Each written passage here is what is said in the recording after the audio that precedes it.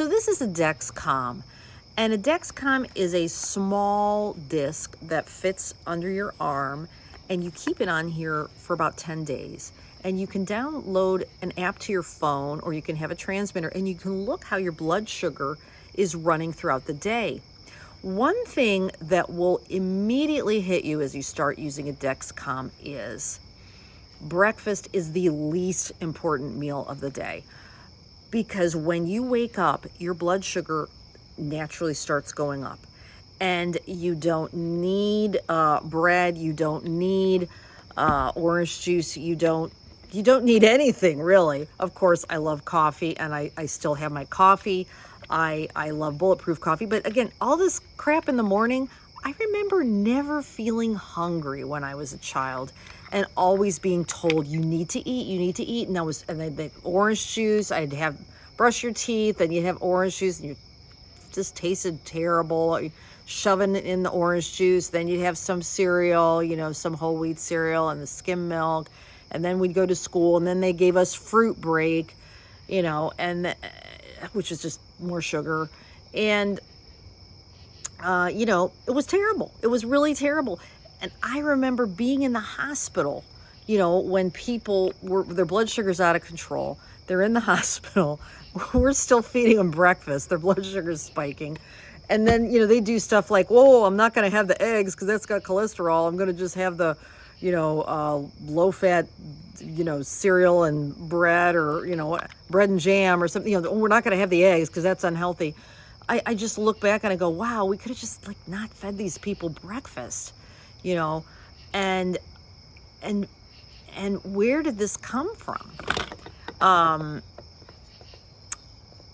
The whole idea that we're supposed to eat 6 tiny meals a day. We're supposed to graze like cows. Well, the problem is we don't have 4 stomachs. We're more like bears. Bears eat, they feast, and they fast, okay? And they go for periods without food. Cows are meant to graze. Cows are meant to eat all day long, but that's not, we are human beings with 1 intestinal tract, not 4 stomachs. So this book actually really helped me a lot too, this Fast This Way with David Asprey. And he's the guy that developed Bulletproof Coffee. And Bulletproof Coffee was also part of my food recovery. That really helped a lot, because I love coffee, and I still do. But how I would start my day would be coffee with, a bunch of skim milk and flavorings, and I was having low fat, but I didn't realize how damaging that was, because it's really about the sugar and starches. It's not about being low fat. We need fats for our brain. We need, and again, you'll find this too when you use a Dexcom, and when you have a higher fat thing, egg, or, meat with the skin on it, meat with fat, the blood sugar does not spike. And when you're having fruit and all this stuff, the blood sugar spikes. I'm not saying never to have fruit, and fruit can be part of your diet. However, it is still sugar. And the other thing is the Fast This Way, like fasting. I remember thinking, that can't be right. Like, how can that be helpful? Like, well, my ancestors knew starvation. They definitely were about, making sure I ate enough. And now they didn't snack. They didn't have a bunch of cookies and stuff, but they would say, you need to eat this, you need to eat this. If you don't eat it, I'll just have to throw it away. And I remember thinking, the message I took from that was, my body's a trash can. If you don't eat it, I'll just have to throw it away. Well, of course she was saying that. She was like, this ungrateful little girl, she doesn't realize it was chopped liver or some food I didn't want. I wanted cookies. I would have gladly eaten cookies, but she was trying to feed me good, nutritious food. And that got stored in the back of my brain, like, oh God, don't waste food, And as I started my weight journey in 2020, I had a wonderful friend who's actually a physician who would keep giving me chocolates.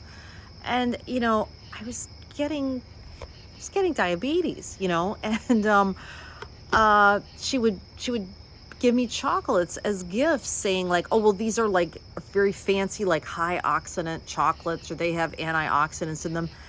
And I remember one day I thought, I ate one. I thought, I cannot have this in my house. And that the voice was so strong, don't waste food, don't waste food.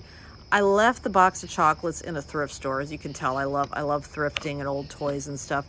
I I look back on that, and like, some poor person probably found a half-eaten, third-eaten box of chocolates in a thrift store, thinking, what psycho left this here? Well, that was me.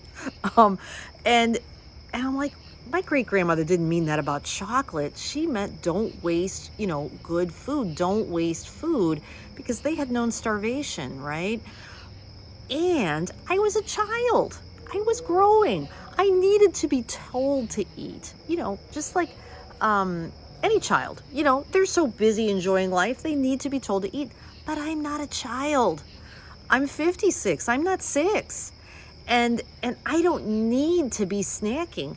And again, this Dexcom, this really is a helpful thing. I guess they are coming out with the over-the-counter one too, but just also, if you don't want to try a Dexcom, this is the other observation I would challenge you to make. Keep a food diary and just look at how you feel 2 hours after you eat a food.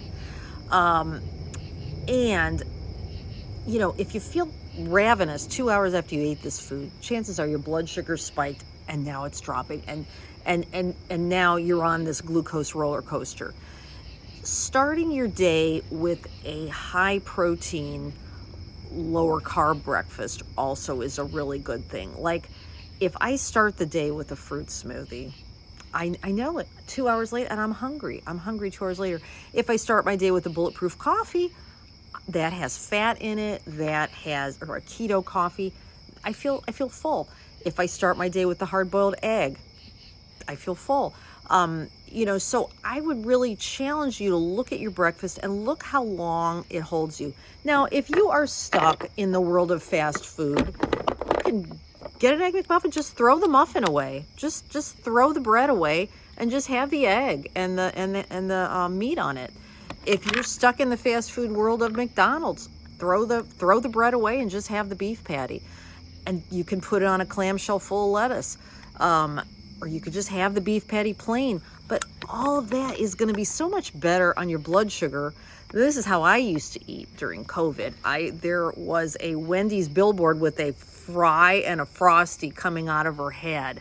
And I would go there in the drive-thru, and I would order the fry and the Frosty, thinking, gee, I'm vegetarian, then I'm getting diabetes. Great. So I'm a doctor, okay? And I remember thinking, like, what the hell is wrong with me? I've had all these, obesity classes. I've had all this stuff. And how come I can't figure this out? Well, my great-grandparents figured it out. My great-grandfather knew grease is goodness, and if you eat too much bread and potatoes, you'll get fat and sick. And he knew that from 50 years of working as a grocer and living through the Depression and seeing people who probably could not afford, fat and meat, and were just eating bread and potatoes, get fat and sick. Where did margarine come from? Margarine was a poverty food developed for times when people could not get butter. And then they sell it to as a health food in the 1970s. The greatest thing since sliced bread. Bread used to be made at local bakeries, and it went stale, and it was real. It wasn't filled with all kinds of crazy ingredients. And it did go stale. And I remember that for my great-grandparents, they would buy this rye bread, and it was so wonderful when it was fresh, but then a day later it was stale. And the fresh bread was a rare kind of awesome treat. But now, we just got bread everywhere. It never goes stale. And I think about that too. I no longer regard this bun as food. This is kind of a chemical thing. It never goes stale. It doesn't belong in my body. My body's from nature. My body doesn't belong with just chemical plastic thing. I regard that as plastic. Now the meat, the beef is Whole30 compliant. The beef, even at McDonald's, the beef, at a fast food restaurant is probably the healthiest thing there. And, you know, I'm not anti-fast food. It was a treat when I was growing up, and it's still, you know, it's a treat, but then I also know I have to have guardrails on this stuff. Like, I I could go back to how I used to be. If I stop for donuts, that for me is a, you know, that's a scary thing, because I used to be a donut eater. I used to be a person that stopped for coffee and donuts and would bring my staff coffee and donuts. And I was fat and I was sick. And I love donuts. I'll always love this, because this replaced a lot of my childhood. This was my childhood, was fast food. This was my young adulthood. I'll always love these foods. The only problem is they don't love me. They aren't supporting my health.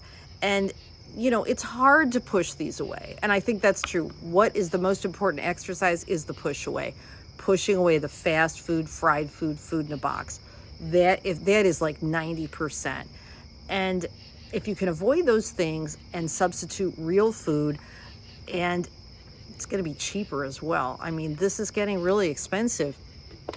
And, you know, these are just some things to consider.